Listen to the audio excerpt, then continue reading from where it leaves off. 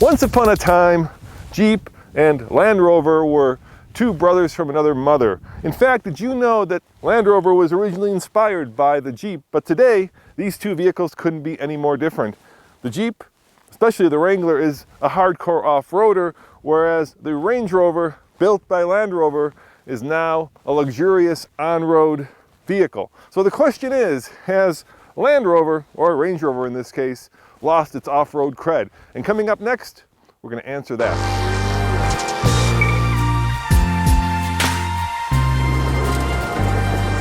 Now you might be thinking that this is an off-road comparison. Well, don't worry, it's not.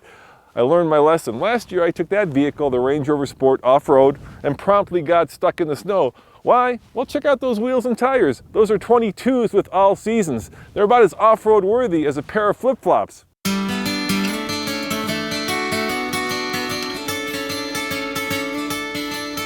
Now check out all of this off-road ability baked into this Range Rover. First and foremost, I have a terrain management system that actually anticipates and knows what kind of terrain I'm on. If I don't like that, I can choose it myself. I can also raise and lower the car. Check this out. I can even select different terrain settings. Snowflake, rocket, pitchfork, and my favorite right there, Range Rover running over a Prius. With a push of a button, I can raise this Range Rover Sport on its tippy toes.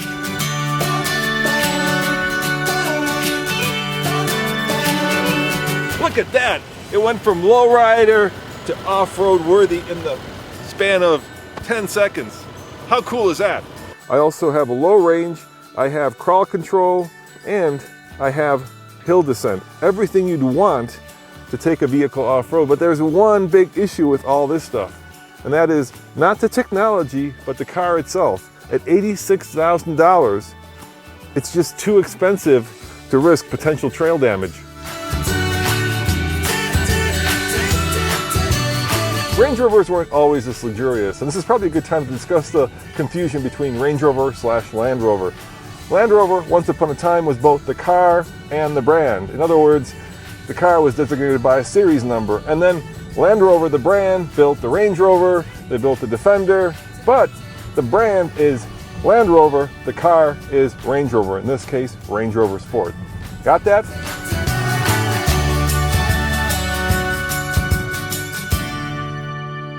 Under the hood, we have a 3-liter supercharged V6 that puts out 340 horsepower, and in this case is mated to an 8-speed automatic. More than enough power to go off-road anywhere you'd ever need to go.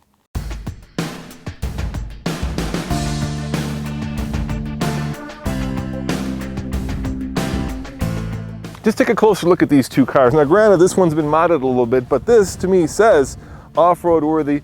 This to me says on-road worthy. Why? Well, first and foremost, look at the approach angle. Even with air suspension, we have plastic. We have very expensive LEDs that can get damaged. This is a beautiful, elegant, stylish, sexy car.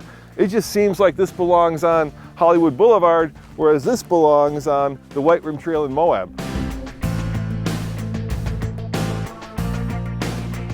This is a car that has that classic Land Rover command driving position, which means you sit up high, you look down, and you feel like you've got command of the road. The steering is responsive. The 340 horsepower engine, it's quick, it's fast. Oh yeah, it pairs nicely with the 8-speed automatic. I don't have paddle shifters, and you know what? I don't miss them. There are some small flies in the ointment. First and foremost is this IP, in essence this infotainment system. It has always been very slow. Land Rover says that they've made it faster. I disagree, it's still slow and cumbersome, but sitting here, I just feel like I'm sitting in the lap of luxury. Heated steering wheel, heated seats, massive panoramic sunroof, controls that come easily to hand, and everything with kind of that British flair. It smells good, it drives good, it is good. I really like this vehicle. There is one big issue, and that is, of course, that Land Rover has a reliability issue, and that is it consistently falls below the average on reliability studies. And if they could just sort that out, this would be probably one of the most lust-worthy vehicles out there. Yeah, it's not the full-blown Range Rover, so it's not as luxurious, it's not as big, it's not as comfortable, as an all-out Range Rover, but you know what? I don't need the massive size of the Range Rover. I like the fact that this is smaller, more maneuverable, and well, if $86,000 is more affordable, then yes, indeed, more affordable. It's a hell of a good car, and I love it in white, and I've always had a soft place in the heart for these vehicles.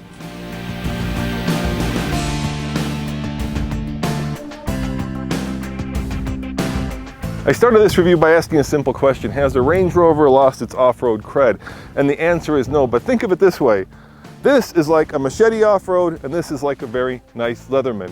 It'll do 99% of the things that people need it to do, which is go on the road, go in the dirt, go in the snow, and most people don't need all this off-road ability. They just need this off-road ability, and that's fine, because as an on-road car that can go off-road, the Range Rover Sport works. As always, this is Roman reporting for the Fast Lane Car. Check out tflcar.com for more news, views, and of course, Range Rover / Land Rover / Jeep comparison reviews. See you guys next time. Ciao.